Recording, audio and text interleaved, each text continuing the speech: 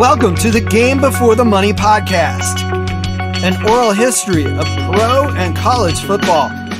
This episode, NFL legend Bill Butler.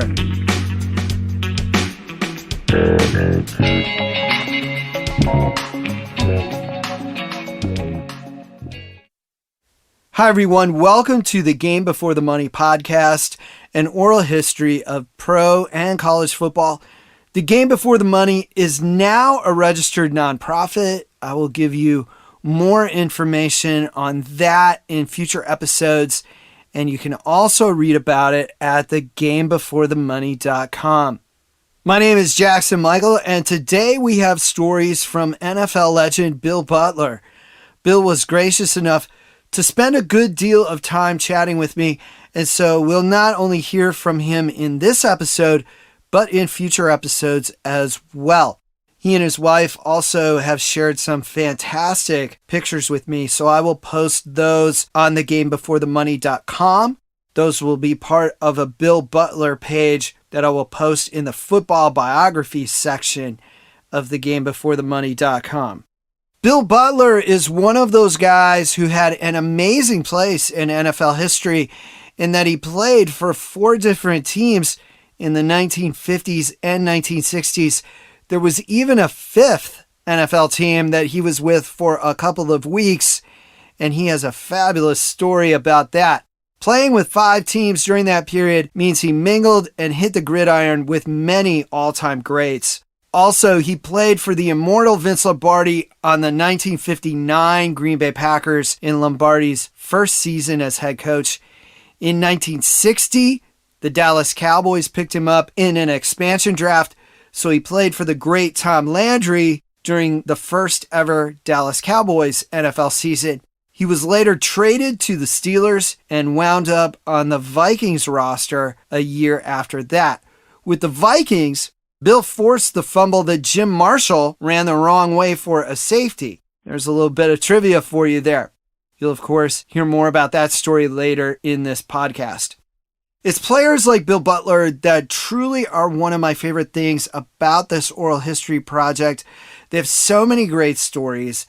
In fact, I couldn't include them all in this one episode. There will be a few other stories that I'll include in future episodes and on thegamebeforethemoney.com.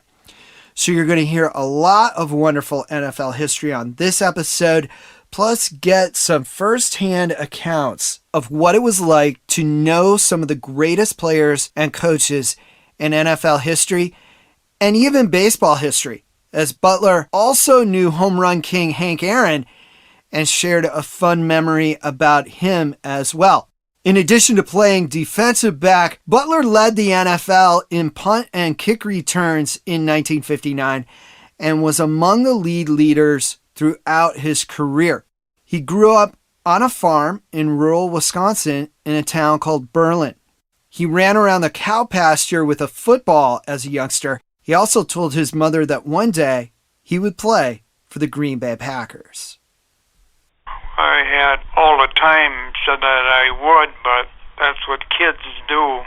And I was raised on a farm, and I can even remember going out where the steers and stuff were and dodging cowboys, carrying a football. She'd run between the cows? The cow pies. Oh, the cow pies. Okay, yeah. Well, you want to avoid those for sure. Yeah, and I would go at them like it was a person, and then I would plant my foot and go left, right, or whatever I decided to do. Now, for those of you who didn't grow up around a farm, cow pies are cow droppings. Obviously something that you want to avoid. Berlin, Wisconsin is about 75 miles from Green Bay. Bill told us about a Packers game that he went to as a child. I went to a Packer game back when Greasy Reed was playing, and I think his name was Ferguson, and it was at City Stadium, and my dad took us, and it cost me 10 cents. Oh, wow. And they passed the hat during the middle of the game. So you could put in a little bit more money to help them along. Breezy Reed played for the Packers in the early to mid 1950s before Lambeau Field was built. You can hear stories about that era of Packers history in the Roger Zatkoff episode of the Game Before the Money podcast. That is episode number 22, which coincidentally was Bill Butler's jersey number throughout much of his NFL career. And we'll get to that NFL career here in a moment. Bill's high school, Berlin High School in Berlin, Wisconsin, had a pretty stout team while Bill played. At first, they had a former Chicago Bears player named Wally Dreyer as their head coach. Dreyer left after 1 year to coach at Milwaukee's Rufus King High School. Bill said that the next coach kept Dreyer's system in place. Berlin dominated their conference in the Wisconsin Interscholastic Athletic Association, otherwise known as the WIAA. My senior year was the second year that we went undefeated and won the WIAA championship for our conference. They didn't have state championships back then, but in the whole year, just take a whole football year, we had 20 points scored against us in a whole year, which is 3 touchdowns, and one of our backs fumbled the ball in one of the games in a rainstorm, and they recovered it for a touchdown. So basically, we won a whole year and had a team score 2 times on us. And people in Berlin still talk about was the greatest football team this town has ever had. Bill played both offense and defense in high school. He said that his coach later coached at Pacific University. When his coach was asked who his greatest player was that he ever coached, he said that it wasn't a college player. He said that it was Bill Butler from Berlin High School. High praise there, but of course, Bill went on to play 6 years in the NFL. Now, you regular listeners likely know how much I love to hear stories about how people made it to the NFL because it's often against a lot of odds. Sometimes they are cut by several NFL teams, like legendary kicker Mark Mosley, described in episode 59 of the Game Before the Money podcast. Sometimes it's a long journey even getting to play college ball. In Bill Butler's case, he kept hearing the same thing over and over from major college football programs. I talked to Ohio State, to Notre Dame, and Wisconsin. And all 3 told me that I was too small to play at their schools and that they were not interested and they wouldn't give me an offer. Bill added that even the coach at UW Oshkosh told him that he didn't think he could play even at that level. In sports and in life, sometimes it takes only one person to believe in you to open a door. That door started to creak open for Bill Butler at the Wisconsin State track meet his senior year in high school. There was a guy who coached at Tennessee where I went to school. He wasn't there when I was there, but he was there prior to me. His name is Russ Scale. His dad owned a restaurant in Green Lake, which is 6 miles from Berlin. And we were running in the state track meet. We had a good relay team, and I played all 4 sports, so luckily we got into the state track meet. And he come up to me after I had run the relay, and he says, "Hey, Butts, did you decide where you're going to go to school?" And I says, "Not really. I've talked to the 3 schools that I wanted to go to, and nobody wants me." So he said, "Would you be receptive to going to Tennessee?" And I said, "I'd go any place if somebody's going to give me a ride to go, because my dad can't afford to send me." And he said, "Would they be willing to drive to Chattanooga and to meet with the coach?" And I said, "Sure." Now, coincidentally, Russ Scale is the same person who recruited Rocky Bleier for Notre Dame. You can read Rocky's story about that in the book, The Game Before the Money, available on Amazon.com. Bill told me that he likely wouldn't have gone to college if it weren't for Russ Scales' recruiting efforts. The coach at UT Chattanooga at that time was a man named Scrappy Moore. This guy is beyond legendary on the UT Chattanooga campus. The school's mascot is even named Scrappy. He served as head coach of the Moccasins for 35 years. The AFCA named him Coach of the Year in 1967. The College Football Hall of Fame inducted him in 1980. So Scrappy Moore is even a legend beyond Chattanooga. And he was a legend even by the time Bill Butler arrived to meet him about that potential full-ride scholarship. We met with him and we talked probably 3 or 4 hours and had some dinner and stuff. And he says, as far as I'm concerned, it's up to you. Sign the grant and aid and it's yours. Room, board, tuition, and anything the alumni wants to give you is fine by me. And I signed the grant and aid and I was there. 1955 was Butler's freshman year. Not many college freshmen played varsity football back in those days, but Bill Butler did. He tells us how he cracked Scrappy Moore's lineup. I was not a starter when the season started, but on the first play, the opening kickoff, a guy named Tony Brinkus from Ohio, who was a senior, broke his leg. And Scrappy says, it's on the job training, Butts, get your butt in there. And I never came out in the next 4 years. There was a stiff learning curve to that on-the-job training for Bill. The Mocs lined up against heavily favored Auburn on the road in week 2 of the 1955 season. Tennessee Chattanooga shocked the home crowd and jumped out to an early lead thanks to a Bill Butler touchdown. Bill tells us a bit about his spectacular 48-yard touchdown reception. I had a very good game against Auburn. As a freshman, I caught a little pass and I outran some big names that I played against in pro ball. Red Phillips was one guy. He was an end with Auburn and all-pro in the NFL. Chattanooga eventually lost that game 15-6, but made a big impression against an Auburn team that eventually finished 8th in the final Associated Press poll. Bill Butler had a big game the next week as well in a 10-0 victory against Southern Miss. The Chattanooga Daily Times review of the game called Bill, quote, the new brag player of the Mocs, and touted one play in which he dragged several tacklers 10 yards before finally going down. We're talking about a freshman in only his 3rd game here, and a guy that people said was too small to play college football.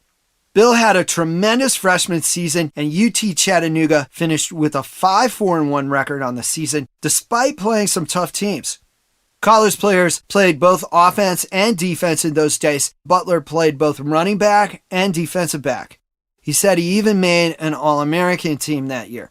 Remember how he had written those letters to Wisconsin, Ohio State, and Notre Dame, and they all said he was too small to play? Those schools changed their minds quite quickly. I came back after my freshman year, and I got a call or a visit from all 3 of those schools.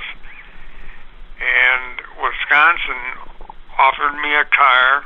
This was through an alumni. It wasn't from the school. To transfer to Wisconsin. And I looked at my dad and he says, I want to talk to you out in the barn. And he was out there and he says, Bill, I don't want to tell you what to do, but where the hell were they when they told you you were too small and you couldn't play in the Big Ten? Now they're here because you did play in the same type of competition in the SEC. And he says, do what you think you should do, but he says, I think you owe it to Scrappy and to Tennessee to stay by your commitment. They committed in you, you keep your commitment to them.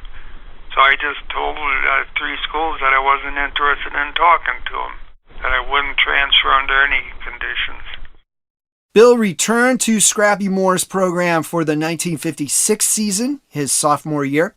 Chattanooga annually played the big state school, the University of Tennessee, in Knoxville. So it was always a road game for the Mocs.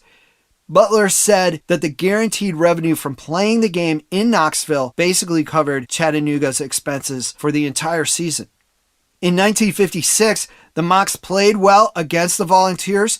Butler had a good game and scored a touchdown. The Knoxville News-Sentinel named Bill among two other backs in their summary of the game and called Chattanooga's trio, quote, "three of the slickest ball carriers the Vols have attempted to stop this season." One side note to that game, the Knoxville News-Sentinel also noted that Johnny Majors missed that game due to injury. A lot of people say that Majors should have won the Heisman that season. I'm not going to enter into that debate, but it is interesting to note that he missed at least one game that season.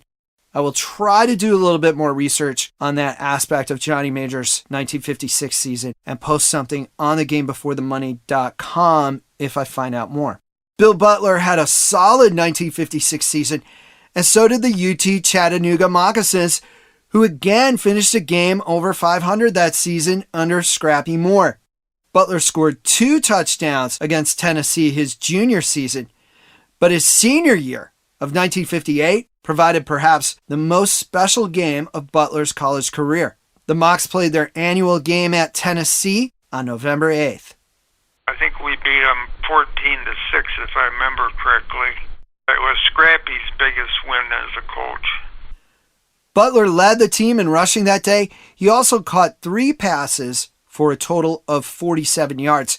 He set up a touchdown on one of those receptions. He tells us about that play and also fills us in on Scrappy Moore's offensive strategy. We used to run, they call it swing and up routes. The pros are doing it now. We did it back then.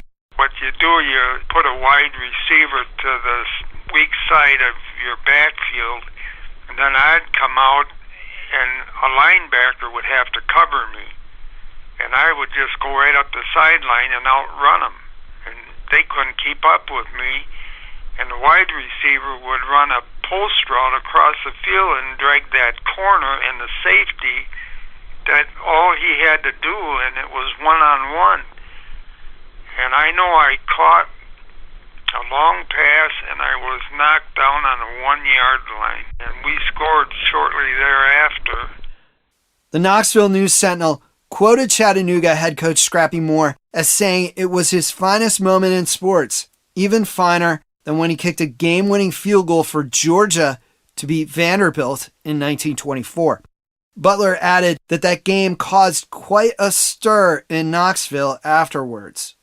After the game, they had a damn riot, and they had the police there, and the goalposts were all ripped out, and we took a half of a goalpost home on the bus. Oh, wow. But it was quite the game, and there was a lot of dancing and hitting after it. There was a lot of fist fights, and the whole parking lot was all goofed up. I don't know what the big deal was. I don't think Tennessee's record that year was the greatest either, so maybe it was just a lot of frustration coming out. That win was a crown jewel of Butler's senior season at Tennessee Chattanooga. He says that Coach Moore gave him the highest praise several years after his college career ended. Yeah, I've got a picture on my wall here in my office, and it's quite a compliment. He sent this to me when I was playing pro ball. He says, "To Bill Butler, my greatest football player that I've ever coached," and that was after his 37th year as head coach. Turns out that Bill Butler wasn't just a great football player. He was also a great baseball player. While in college, he played for the Chattanooga Lookouts. You might know that now they're a Double-A affiliate for the Cincinnati Reds. They were a minor league team back then as well, and you could get in trouble back then if you were a scholarship athlete who also played pro baseball. Listen to this great story Bill's about to tell us about his time with the Lookouts. And the term lookout really applies here. I played a little bit in college under an assumed name till I got caught, and Thank God the NCAA didn't get to the game that I was playing in under this false name. And the trainer for the team was our trainer at the college team, and he called me and warned me not to go out to the stadium, so I never went. So a close call there for Bill Butler, but he was a good enough baseball player to play minor league baseball while he was in college. Butler told me that he even had a teammate on the Chattanooga Lookouts that ended up having a Hall of Fame baseball career. We had Harmon Killebrew. He hit the ball so hard to left field one time, he hit the arm on the clock, and it actually put a dent in it, and the arm would not turn anymore. They had to fix the clock. I've seen baseballs that he hit in practice that he actually put a dent in them, a little dent. In the ball? In the ball. Butler added that he also saw Henry Aaron dent baseballs when he hit them, and he's going to share another Hank Aaron story with us in a few minutes. Although the Lookouts were a minor league team, they occasionally played against major league competition, and he played against several Yankee stars of the day, including Whitey Ford, Yogi Berra, and Mickey Mantle. You could evaluate yourself after you got done if you could hit their pitching and you could do the fielding and whatever it took. You had a pretty good gauge. Could you play with them? And I was lucky that I did well, and I was faster than Mantle. And Mantle was supposed to be the fastest guy in Major League Baseball at that time. After college, young Bill Butler had a decision to make after being drafted by the Green Bay Packers in the 19th round of the 1959 NFL Draft. Imagine being a college graduate and having this lineup of options from which to choose. In the end, after college, I had 3 contracts on my bed at the same time.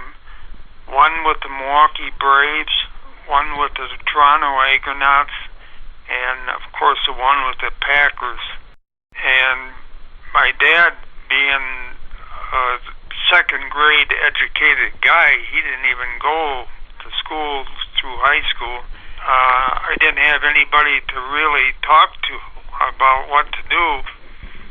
So I picked Green Bay because it was the closest to Berlin of all the places, and I knew that I could play with the Braves because they wanted to replace a guy named Billy Bruton, their center fielder, and I was in a 60-yard dash about 1/10 of a second over the world's record in the 60. So I knew I was fast enough. 1959 was Vince Lombardi's first season as head coach of the Green Bay Packers and Bill Butler's rookie season. Training camp was held in De Pere, Wisconsin at St. Norbert College. Butler met Lombardi and assistant coach Phil Bankston almost immediately when he showed up to Sensenbrenner Hall, where the Packers players stayed. Remember how those college teams told Bill that he was too small to play college football? When I reported to Sensenbrenner Hall in De Pere, I walked in the door, and then there was a staircase, and on the top of it was Phil Bankston and Lombardi. And he looks down at me, and I'm starting up the stairs, and he says, "I told you, Phil, to keep those damn kids out of here." And he says, "What are you doing in here? Get the hell out." And I says, "Well, you drafted me. You want me out, I'll go." And I turned around, he says, "Wait a second." He says, "What do you mean I drafted you?" I said, "I got this letter that I'm supposed to report here by 2 o'clock, and here I am." And he says, "Who are you?" And I says, "Bill Butler." And he says, "My God, there's nothing to you." And I says, "Well, I didn't draft me, you did." And he says, "God, I didn't know you were that small." He just looked at Phil and he says, "Phil, keep the kids out," and he walked off. But I thought, boy, that's a good education. Probably not the best way to start off your working relationship with Vince Lombardi, although Butler handled it well. Now, many of you listeners know that this program is called The Game Before the Money because it documents the players who made the game great in the days before multi-million-dollar paychecks. Bill is going to share a story about his first paycheck from the Green Bay Packers, and it was even less than he expected. I got my first exhibition check. They used to pay you $50 a game. That was supposed to support, if you were married and had a family and stuff, that was supposed to keep you alive for a week. And I see there's money out of it for a bus ticket. And I took that Lombardi and I took that paycheck.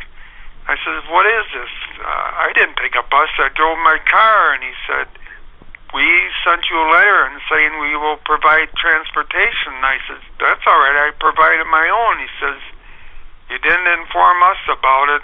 You're paying for the bus ticket because we bought it. You could have used it and you didn't. So I had to pay for my own transportation there. That wasn't the only time that Coach Lombardi gouged Bill Butler's paycheck that season. The Packers played at Milwaukee County Stadium against the Chicago Bears. One of Butler's baseball friends was at that game, Milwaukee Braves outfielder Henry Aaron. Henry Aaron was actually quite a big football fan and attended this preseason game on a rainy night. The story might land in the no good deed goes unpunished file folder. I knew Henry pretty good when he was playing with the Milwaukee Braves, and he would come to the Packers exhibition game, and I gave him my raincoat. We were playing the Bears in County Stadium, and he was getting drenched, and I gave him my rubber jacket, and he took it and never gave it back to me. And Lombardi charged me for the jacket, and I said, Henry Aaron had it. He says, then go get it from Henry. So I paid for Henry Aaron's jacket. Wow. So a couple of bumpy moments with Coach Lombardi at the start of Bill's young NFL career. Despite that, he did make the Packers in 1959, and only a couple of other draft picks made the team. One being Boyd Dowler, who was Bill's roommate. You can hear stories from Boyd Dowler about his life and career in episode number 38 of the Game Before the Money podcast. Now, Butler found out that he made the team in a most unusual way. Lombardi told him that he made the team earlier than one might expect to be told. The news came with a caveat, however. Well, wait till you hear this story. Vince Lombardi called me into his office after probably half of the exhibition season was over, and he used to call me Butts. He says, Butts, you're going to make my team. He says, but you are going to do me a favor. He says, I need to release you, and the New York Giants are going to pick you up. And I said, what the hell is that all about? And he says, I'm going to tell you, and this cannot be talked about. He says, the rules are if you're a veteran and you have played for, say, the Green Bay Packers, and they trade you to the Bears, you cannot trade that player, if he's a veteran, from the Bears back to the Packers. They got to go with the interim team. He said, there's a guy that the Cardinals have that they're going to cut or trade him to me. We're going to have him on our squad for 2 weeks. Now, the New York Giants want him back. That's where he came from. So he had to go from New York to the Cardinals. Now, the Cardinals were going to trade him back to Green Bay, and Green Bay was going to trade him to New York. Now, you got to understand the reason it was between Green Bay and New York. That's where Lombardi came from. So Lombardi is doing a favor for his old friends at the New York Giants, where he was an assistant coach before coming to Green Bay. If you listen to the show regularly, you can probably guess that I was going to try to find out who that particular player was that the Giants wanted back. And it appears to have been Dick Nolan. Dick Nolan, who later became head coach of the San Francisco 49ers and led them to a couple of NFC championship games. According to ProSportsTransactions.com, Dick Nolan was traded from the Giants to the Cardinals before the 1958 season. He was then traded from the Cardinals to the Packers in August of 1959. After that, he was traded to the Giants about 10 days later. Lombardi explained what all that meant for rookie Bill Butler. He says, I'm going to cut you, and the New York Giants are going to pick you up. And in 2 weeks, we are going to play an exhibition game in Bangor, Maine, and you're going to come back to our team. They're going to let you go, and I am going to go back to Green Bay. Now, the reason I did that was a rookie didn't count, so I didn't have any history in the National Football League, but the guy they were after did. Sure enough, Bill soon found himself with the New York Giants. Tom Landry was an assistant coach with the Giants then, and that's important to remember later in the program. The season before, in 1958, the Giants played the Baltimore Colts in the NFL championship game, often called the greatest game ever played. You can find firsthand accounts from that game by Upton Bell, son of NFL Commissioner Burt Bell, on the Game Before the Money podcast. That is in episode number 46. The Giants featured a host of players who were already legendary, including Frank Gifford, Andy Robustelli, and Charlie Connerly. It was quite the group, and it was really kind of mind-boggling when you're a rookie. The first night when I was with the Giants, Frank Gifford comes and says, you ever been to the Peppermint Lounge? And I says, what the hell is that? And he says, that's the new crave that's going on. And he said, would you be interested in going with me? And he says, Chuck Connolly is going to go on, a couple other guys, Kyle wrote. So he just hauled me down with him, and I've never been to a dance hall like that, and they were bouncing all over, and I don't know how much you had to pay, but we had a table right by the stage. I had a good time with the Giants. I wouldn't have mind staying there and playing. That was a good ball club. The Peppermint Lounge opened in 1958 and quickly became all the rage. Although it was only open for a few years, the club played a part in rock and roll history, often cited as one of the launching pads for the dance craze called the Twist. You may have heard the song The Peppermint Twist, which was a hit for the Peppermint Lounge's house band, Joey D and the Starlighters. On September 5th, 1959, the Green Bay Packers played a preseason game against the New York Giants in Bangor, Maine. Bill Butler started out the game wearing one jersey, and by the end of the game, he was back with the Packers. At halftime, I got out of the New York uniform and ended up in a Green Bay uniform. And I said it's the only time I went in at halftime winning and walked out of the locker room and was losing. And I don't think that's ever been done before in football since. And I don't think anybody really knows about it because, who's changing clothes at halftime. And I went back on the plane to Green Bay, and we played our first league game, and the second one I started playing. New York Giants coach Jim Lee Howell and Packers coach Vince Lombardi sure paid attention to who changed clothes at halftime. Other than that, the deal was a well-kept secret by the rookie from Tennessee, Chattanooga.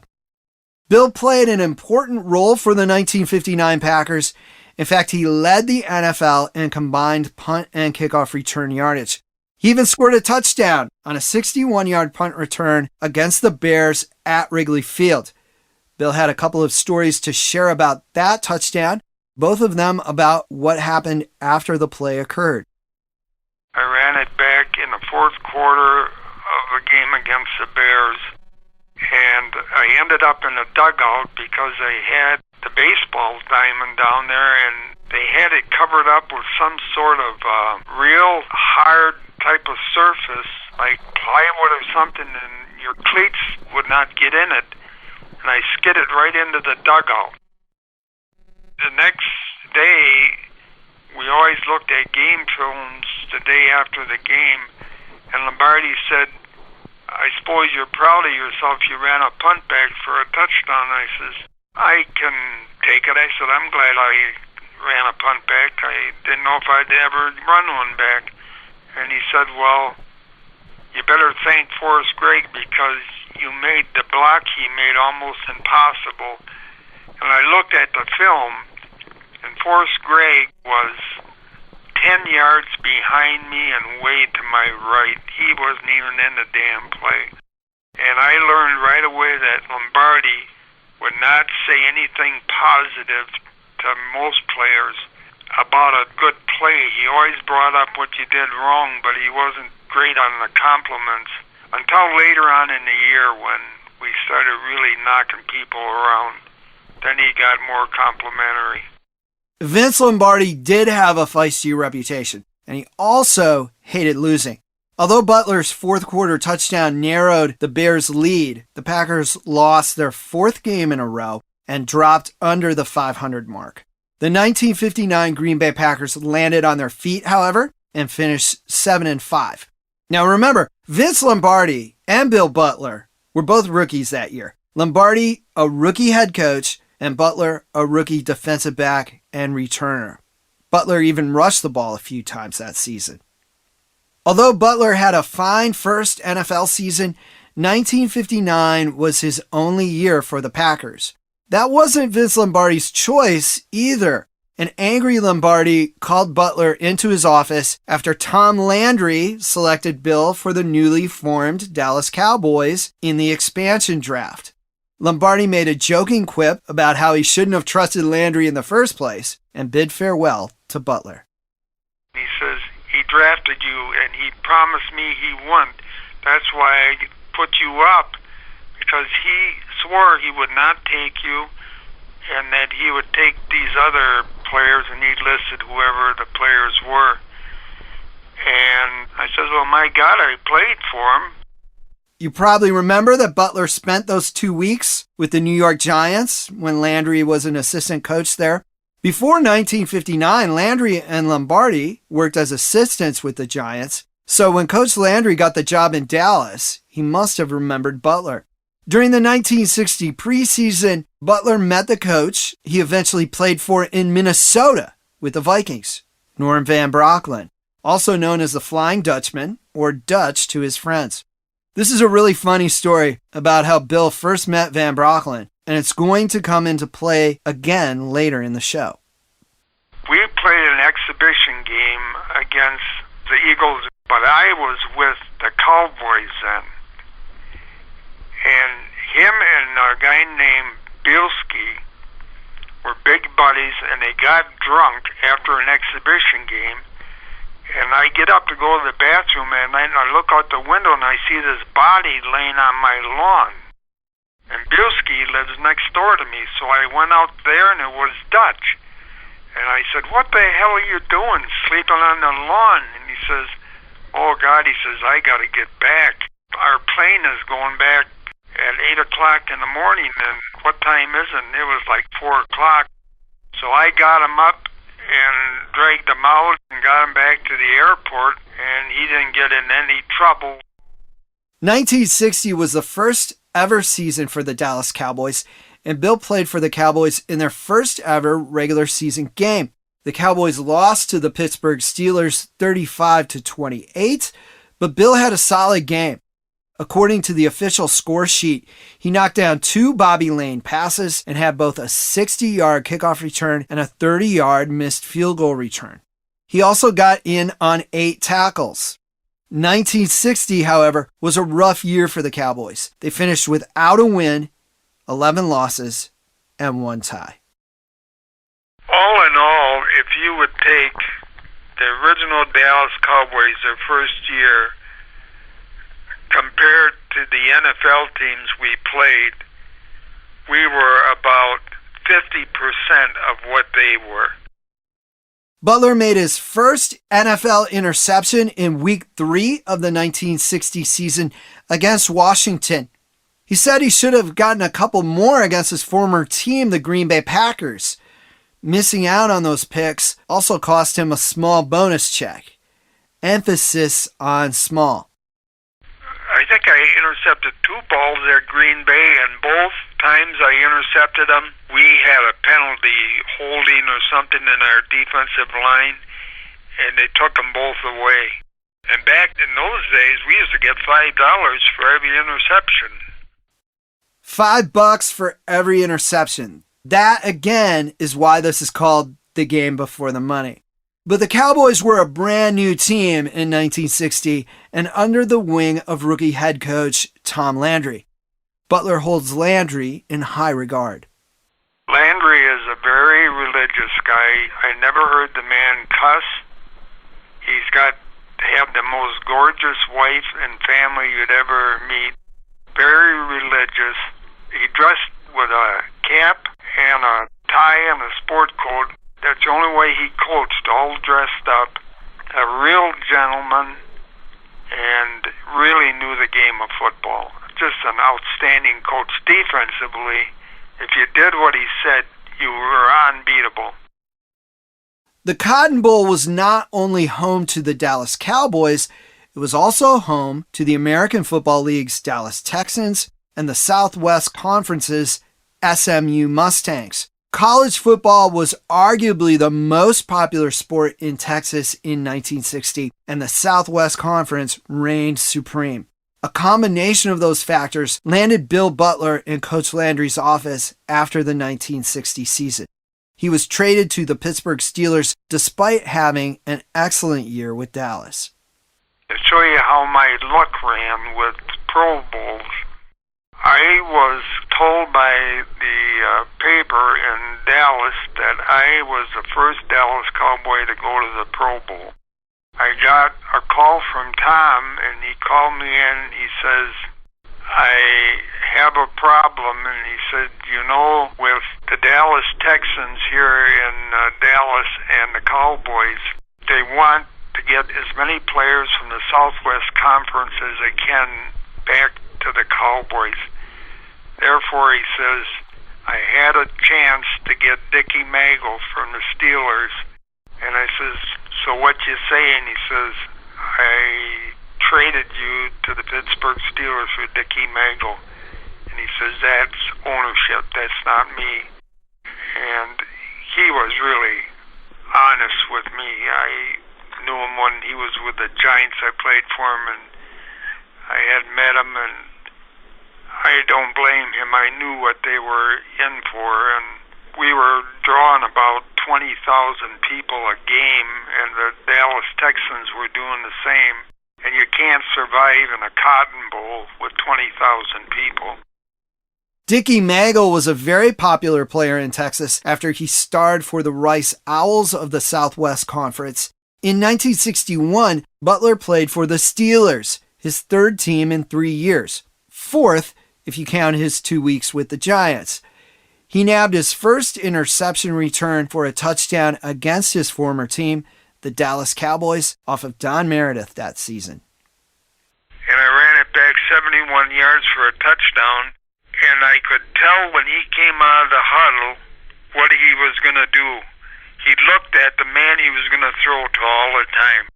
Oh, before the play he would look at him? Oh, yeah. It was just a little swing route, and I picked the ball off, and there wasn't a soul in front of me. It's the longest run I ever ran in my life, and I didn't think I'd ever get to the end zone. Playing in the NFL and returning an interception for a touchdown is a dream come true for a lot of kids. But playing in the NFL, especially in the 50s, 60s, and 70s, required a degree of toughness that a lot of us can't imagine. Bill Butler portrayed that sort of toughness with the Pittsburgh Steelers in 1961. Butler suffered a broken shoulder on a safety blitz when his teammate Gene Big Daddy Lipscomb fell on him. Butler played several games with that broken shoulder. I played with a broken shoulder till think there was 2 games to go in the year, and the doctor made me call it quits for that year. So you broke your shoulder during a game and you kept playing? Yeah, I played 4 games with a broken shoulder. Did they tape it up or give you shots for it, or? I developed a pad for it where I could keep the hitting off of my shoulder pads and never touch my shoulder. There was a little brace in there, and I hit with the other shoulder. And when you say you developed it, did you create it on your own, or did you work with the team? Or? No. The trainer and I had told him what I wanted, and we both kind of destroyed a pair of shoulder pads, but we bridged it so it would basically rest on my chest and not take the hit directly to the top of it, the top of your shoulder, and then I used the other shoulder. Butler says you can see the effects of that broken shoulder to this day. The bone right now at my age comes up towards my ear. It sticks up about a good 2 inches. You can grab onto it. It's a great big knob, and that's all calcified, and it's the bone grew back into, I guess, my collarbone, and that's just the way it is. Butler returned home for the offseason, and a doctor told him that he needed surgery and that he'd never play football again.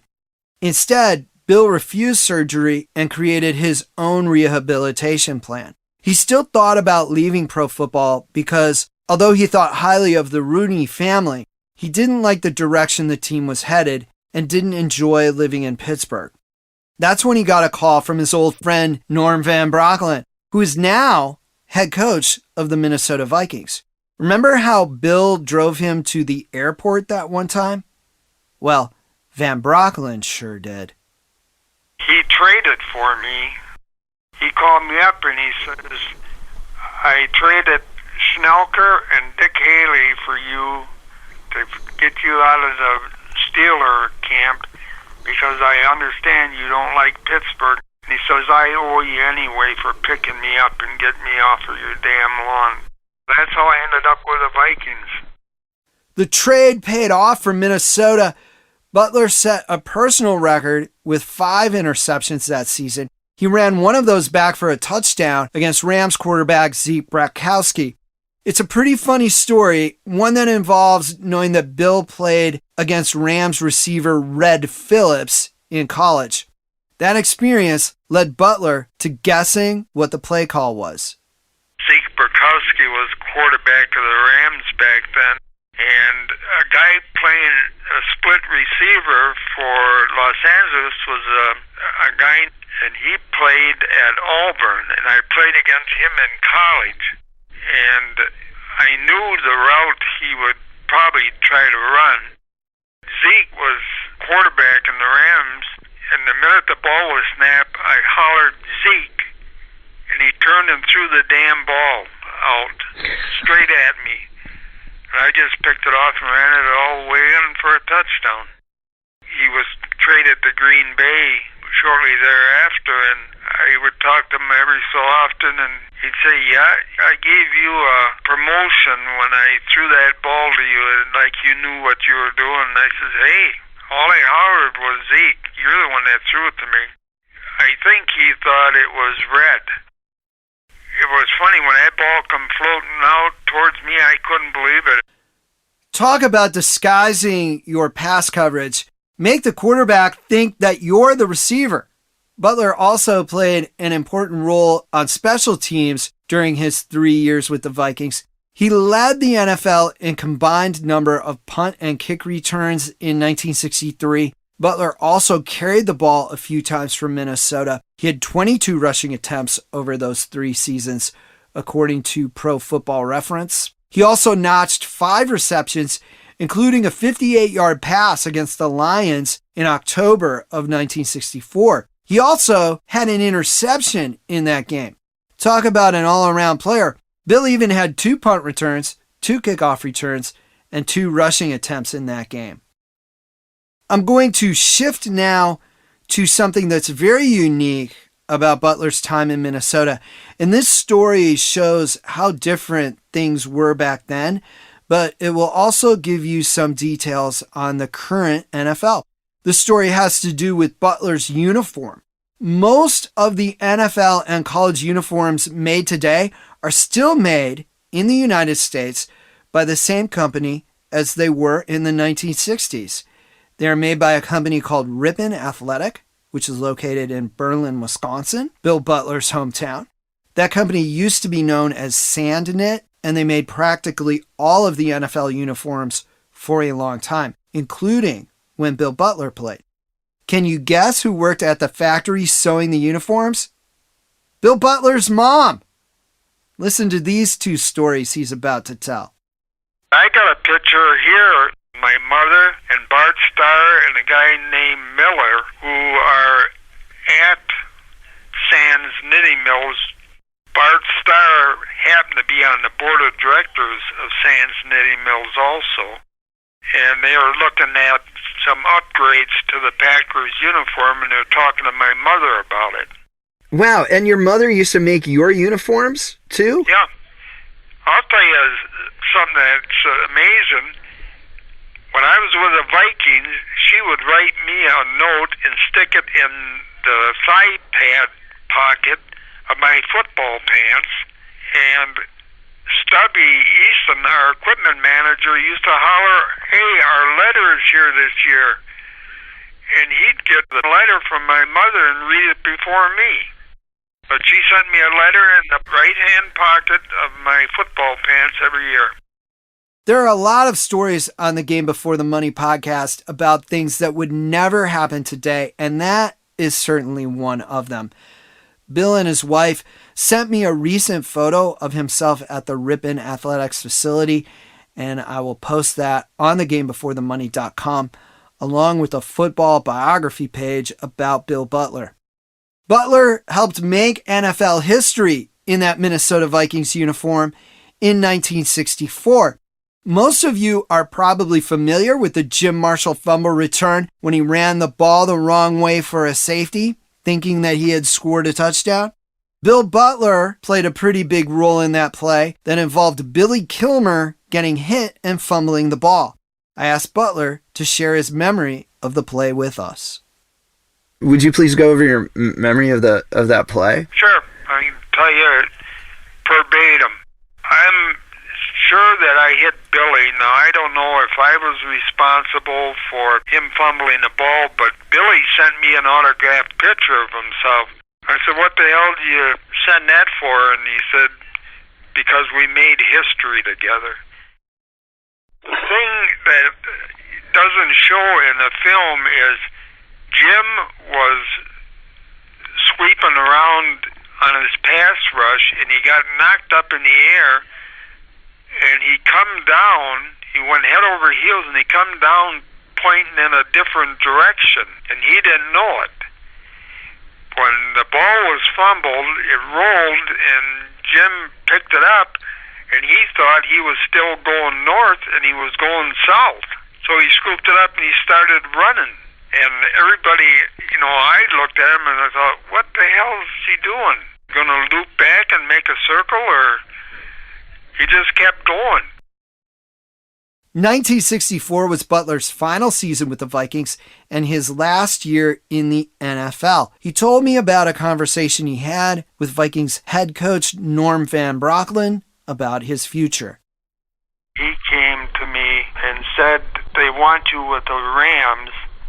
And he says, "The ownership here wants to get some younger talent in."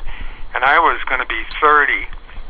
And I had told them guys that at 30 I was done.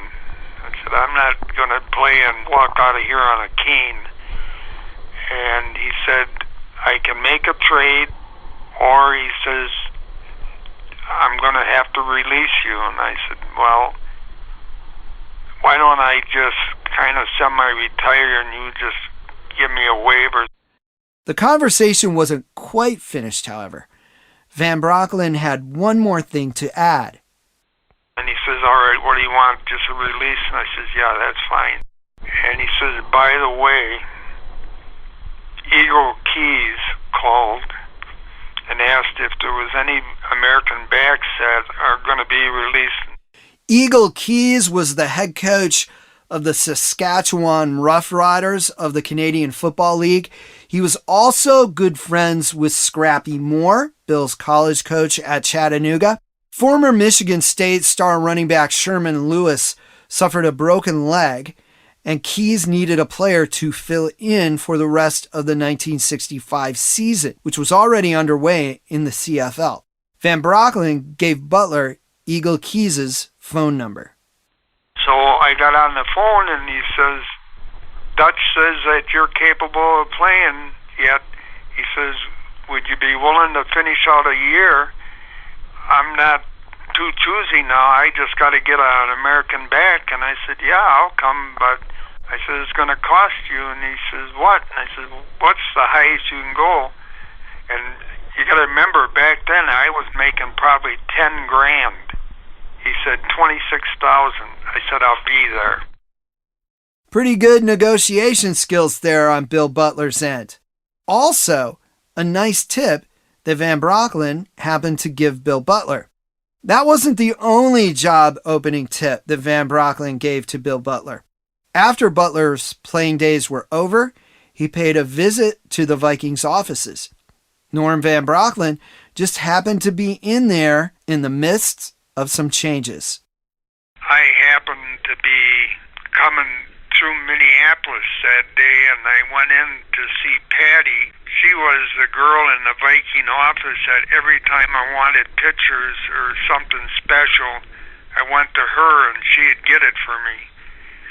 And I stopped in and Van Brocklen was there, and I said, what the hell are you doing here? Aren't you supposed to be coaching? He says, I got fired. And he says, by the way, are you interested in coaching professionally? And I says, I don't know why. And he says, there's a job open. He says, Bud Grant is going to be named the head coach of the Vikings this week. There's going to be a spot at Winnipeg, and they want an American player that played professional football and has some Canadian experience, and I had played in Canada too. So I said, I'll give him a call, but we'll see what happens. Bill worked as an assistant coach at Winnipeg for a couple of seasons. Later, he served as a high school football coach at Ripon High School in Wisconsin, and the team won WIAA state championships. He also helped coach track, and Bill coached some very successful track athletes as well. Bill also worked for the Pittsburgh Steelers as a scout for a period of time. A few years ago, he donated a 1959 team blazer to the Green Bay Packers Hall of Fame. Those were sports coats that Vince Lombardi ordered for the team. Butler also donated a Packers basketball uniform. Players from NFL teams often played basketball in charity events. I will post a bit more about that on the GameBeforeTheMoney.com in the future, as well as a Bill Butler biography page. Thank you for listening to this episode of the Game Before the Money podcast. Special thanks to Bill Butler for interviewing for this episode, and also special thanks to his wife, Debbie. Future episodes of the podcast will include stories from Seahawks legend Shaun Alexander and Steelers Hall of Famer Jack Ham. Transcriptions of some episodes are available at thegamebeforethemoney.com and are powered by our transcription partner Sonix, spelled S-O-N-I-X. Visit sonix.ai to learn more about their automated transcription services.